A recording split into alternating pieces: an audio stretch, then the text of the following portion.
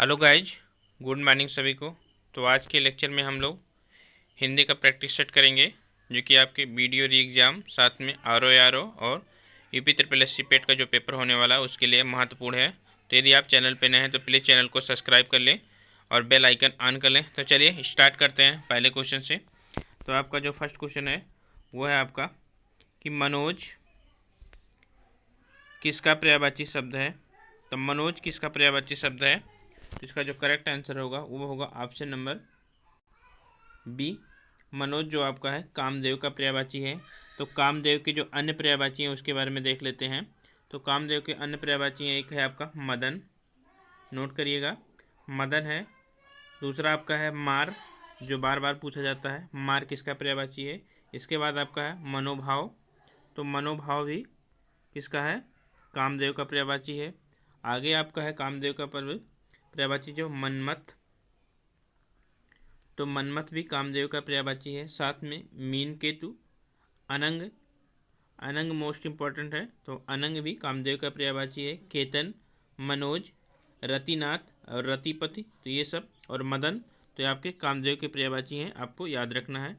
Next आपका है question number second है कि श्रवण का सही संधि विच्छेद क्या है। तो श्रवण का सही संधि विच्छेद है ये आपका अयादि संधि है। तो इसका जो सही संधि विच्छेद है आपका श्रो प्लस अन, तो करेक्ट आंसर होगा ऑप्शन नंबर बी। नेक्स्ट आपका है मनः प्लस बल का सही संधि है। तो मनः प्लस बल आपका विसर्ग संधि है, तो इसका करेक्ट आंसर जो होगा मनोबल। तो मनोबल का संधि विच्छेद होगा मनः प्लस बल। नेक्स्ट आपका है कि हंसना क्रिया है। तो हंसना कैसी क्रिया है उसके बारे में है। तो हंसना जो है एक प्रेरणार्थक क्रिया है, तो सही आंसर होगा ऑप्शन नंबर सी। नेक्स्ट आपका है कि प्रेम सागर किस प्रकार के समास का उदाहरण है। तो प्रेम सागर किस प्रकार के समास का उदाहरण है, तो इसका आपका तत्पुरुष समास है, तो करेक्ट आंसर होगा ऑप्शन नंबर बी। नेक्स्ट आपका है यथाशक्ति में कौन सा समास है। तो यथा में आपको सर्ग दिख रहा होगा यथा, तो इसका आपका अव्ययी भाव समास है, तो करेक्ट आंसर होगा ऑप्शन नंबर ए। नेक्स्ट आपका है कि अवरोध शब्द का विपरीत शब्द क्या है। तो अवरोध का विलोम शब्द पूछा गया है। तो अवरोध का जो विलोम शब्द होता है वो होता है अनवरोध, तो करेक्ट आंसर होगा ऑप्शन नंबर ए। नेक्स्ट आपका है नेक्स्ट क्वेश्चन है कि आपका जो आकाश में विचरण करता हो के लिए एक शब्द क्या होगा। तो जो आकाश में विचरण करता है जो उसके लिए एक शब्द है वो है आपका खेचर, तो करेक्ट आंसर होगा ऑप्शन नंबर निशाचर रात्रि में विचरण को, खच्चर आपको गधे को कहते हैं। नेक्स्ट आपका है जो यश से युक्त हो के लिए एक शब्द, जो यश से युक्त हो उसके लिए एक शब्द क्या है, तो है आपका यशस्वी, तो करेक्ट आंसर होगा ऑप्शन नंबर ए। नेक्स्ट आपका है कि खाक में मिलना मुहावरे का सही अर्थ है। तो खाक में मिलना का जो मुहावरा है उसका मतलब है आपका बर्बाद हो जाना, तो करेक्ट आंसर होगा ऑप्शन नंबर बी, खाक में मिल गए आप।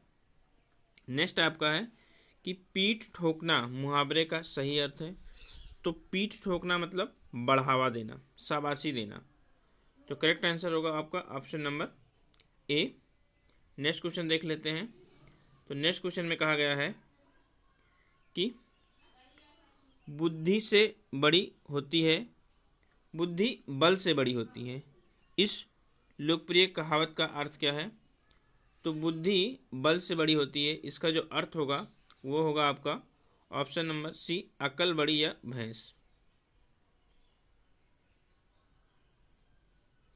नेक्स्ट है आपका कि निम्नलिखित में से कौन सी वर्तनी शुद्ध है। तो कौशल्या, कौशल्या, कौशल्या, कौशल्या, तो इसका जो सही आंसर है वो ऑप्शन नंबर ए है, कौशल्या।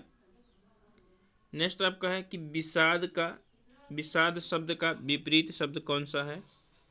तो जो आपका विषाद शब्द है उसका जो विपरीत शब्द है वो है आपका, तो विषाद मतलब क्या होगा, तो विषाद का जो विपरीत होगा वो होगा ऑप्शन नंबर हर्ष। तो विषाद मतलब दुख, दुखी, विषाद में हो गए आप, तो हर्ष मतलब उल्लास, तो करेक्ट आंसर होगा ऑप्शन नंबर डी। नेक्स्ट आपका है कि गगनचुंबी में कौन सा समास है। तो गगन को चूमने वाला को गगनचुंबी कहते हैं, तो इसमें कौन सा समास हो जाएगा, तो आपका तत्पुरुष समास हो जाएगा। नेक्स्ट आपका है कि माथा माथा टनकना। तो माथा टनकना मुहावरे का सही अर्थ है। तो माथा टनकने है जो उसके मुहावरे का सही अर्थ है वो है आपका क्या, तो इसका जो करेक्ट आंसर होगा वो होगा ऑप्शन नंबर डी, संदेह होना। तो माथा टनकना मतलब संदेह होना, तो करेक्ट ऑप्शन है ऑप्शन नंबर डी।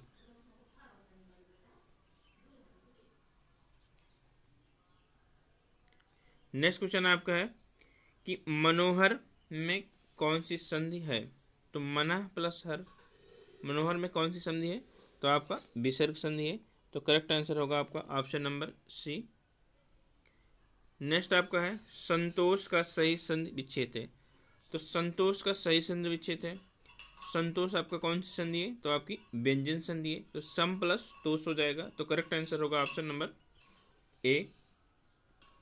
नेक्स्ट आपका है कि प्रत्येक किस समास का उदाहरण है। तो प्रत्येक किस समास का है, तो प्रति एक। तो एक एक को प्रत्येक, तो करेक्ट आंसर होगा आपका प्रति एक अव्ययीभाव समास। नेक्स्ट आपका है कि त्रिभुज में कौन सा समास है। तो त्रिभुज में कौन सा समास है, तो तीन भुजाएं हैं, तो तीन भुज को त्रिभुज कहा जाता है। तो आपकी द्विगु समास होगी। नेक्स्ट आपका है कि पतंग शब्द का कौन सा अर्थ नहीं है। तो पतंग शब्द का जो अर्थ है, सूर्य पतंग को कहते हैं, कीट पतंग को कहते हैं, पक्षी पतंग को कहते हैं, लेकिन घोड़ा को पतंग नहीं कहते हैं, अश्व कहा जाता है, सैंधव कहा जाता है, घोटक कहा जाता है। तो करेक्ट आंसर होगा ऑप्शन नंबर डी। नेक्स्ट आपका है कि निम्नलिखित में से कौन सा शब्द घोड़ा का पर्यायवाची नहीं है। तो घोड़ा, वाजी, तुरंग, हरी, करिवर। तो घोड़ा किसको नहीं कहा जाता है, तो इसका जो करेक्ट आंसर होगा वो ऑप्शन नंबर डी होगा, करिवर। नेक्स्ट आपका है कि कौन सुलेमित नहीं है। तो कौन सा सुलेमित नहीं है, तो इहलोक का विलोम होता है परलोक, उच्च का निम्न होता है, सगुण का निगुण होता है, गुप्त का रहस्य। तो रहस्य और गुप्त एक ही शब्द हैं। तो करेक्ट आंसर होगा ऑप्शन नंबर डी। नेक्स्ट आपका है कि जिसका तेज समाप्त हो गया हो के लिए एक शब्द क्या होगा। तो जिसका जो तेज है वो समाप्त हो गया हो तो उसके लिए आपका एक शब्द है निस्तेज।